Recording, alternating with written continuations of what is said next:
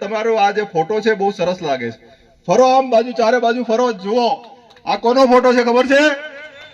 આ રાણા પૂંજા ભીલનો ફોટો છે, બરાબર કે નહીં? આ રાણા પૂંજા ભીલ કેમ પ્રખ્યાત છે?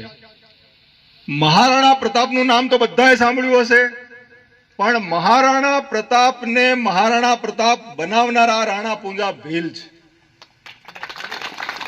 કેમ? આ કોઈ તમને કહેશે નહીં, આ વાત તમને કોઈ કહેશે નહીં, બીજા લોકો, બરાબર છે? પણ ભીલોએ તો આ પોતાની વાત તો કરવી પડશે ને સમાજની. તો રાણા પૂંજા ભીલ એક એવો ભીલ સરદાર હતો કે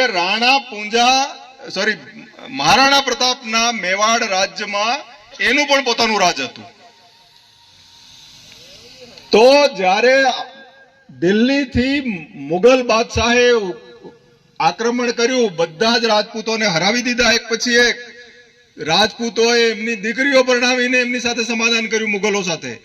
ત્યારે મહારાણા પ્રતાપે એની સાથે સમાધાન ન કર્યું અને યુદ્ધ માટે તૈયાર થયા. પણ તો પણ એમને હલ્દી ઘાટીનું જે યુદ્ધ થયું હતું એમાં તો એ જીતી શક્યા નહોતા, અને પછી પાછા આવતા રહ્યા આદિવાસી વિસ્તારમાં, અને ત્યાં રાણા પૂંજા ભીલના સપોર્ટથી, કારણ કે એમની પાસે જે હથિયાર હતું એ હતા તીરકામઠા, અને બીજું હથિયાર એમનું પહાડી એરિયા. આ બે નો મુકાબલો મુગલો કરી શક્યા નહીં. પરિણામે મહારાણા પ્રતાપ મહારાણા બન્યા, અને એણે પછી રાણા પૂંજા ભીલને રાણાની ઉપાધિ આપી. બીજો દાખલો, જ્યારે સોમનાથનું મંદિર, સોમનાથ કેટલાય જોયું છે તમારામાંથી?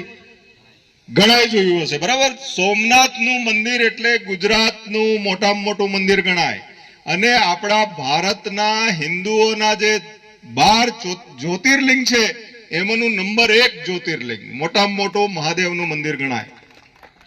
એના ઉપર મોહમ્મદ ગઝનીએ હુમલો કર્યો. કેમ હુમલો કર્યો ખબર છે? મંદિર તોડવા માટે નતો કર્યો. ત્યાં સોનું, ચાંદી, ઝવેરાત બધું ભરી રાખતા લોકો. રાજાઓ છે ને, રાજાઓ અને બામણો મળીને બધું મંદિરોમાં ભેગું કરતા. એટલે મોહમ્મદ ગઝનીને ખબર પડી કે આ બીજે ક્યાંય લૂંટવાની જરૂર નથી, આ મંદિર લૂંટો એટલે દુનિયાભરનો ખજાનો મળી જશે. એટલે લૂંટવા માટે ત્યાંથી નીકળ્યો છે પાકિસ્તાનથી એ પેલી બાજુથી, અને એની સામે લડવા માટે કોણ ગયું? તે વખતે ગુજરાતનો રાજા હતો, એ ઘવાયો અને ભાગી ગયો. ત્યારે આપણા વેગડાજી ભીલ, એનું અમરેલી વિસ્તારમાં રાજ હતું. હવે અત્યારે અમરેલીમાં તો કોઈ ભીલોની વસ્તી છે જ નહીં. તો એ ભીલ ક્યાં ગયા બધા? હું એવું માનું છું કે ભીલ બધા છે ને વ્યસનોમાં ખતમ થઈ ગયા છે. એટલે અત્યારે જે લોકો વ્યસન કરે છે ને, જે લોકો ડૂચા ભરીને ફરે છે, અત્યારે દારૂ વારૂ પીવે છે, અને આવતીકાલે જાણે બધા અડ્ડા બંધ થઈ જવાનો હોય એવી રીતે દારૂ પીવે છે, એ લોકો માટે આ ચેતવણી છે કે આપણી પ્રજા ખતમ થઈ જશે. આ રીતે વ્યસનોમાં ખતમ થઈ જશે. ભૂખેથી મરવાની નથી, હવે તો ખાવાનું તો મળી રહે છે, પણ વ્યસન તમને બચાવશે નહીં. અને એટલા માટે આપણે આ પંચ બનાવવાનું છે. અને આ પંચ આપણે હમણાં ભાઈએ વાત કરી કે એક તો સૌથી નીચે ફળિયા પંચ, ફળિયા પંચની ઉપર ગામ પંચ, એના ઉપર તાલુકા પંચ, એના ઉપર જિલ્લા પંચ, અને એના ઉપર આપણે 3 જિલ્લાની એક બોડી બનાવવાની છે. એટલે અમે બિરસા મુંડા ભવન 4 વર્ષ પહેલા અમે બનાવ્યું દાહોદમાં.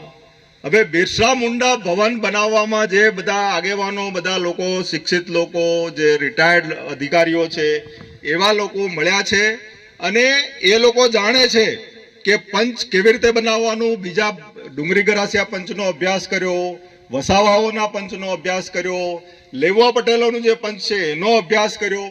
આ બધા પંચોના અભ્યાસ પછી, એના બંધારણના અભ્યાસ પછી આપણે આપણું બંધારણ ઘડીએ છીએ.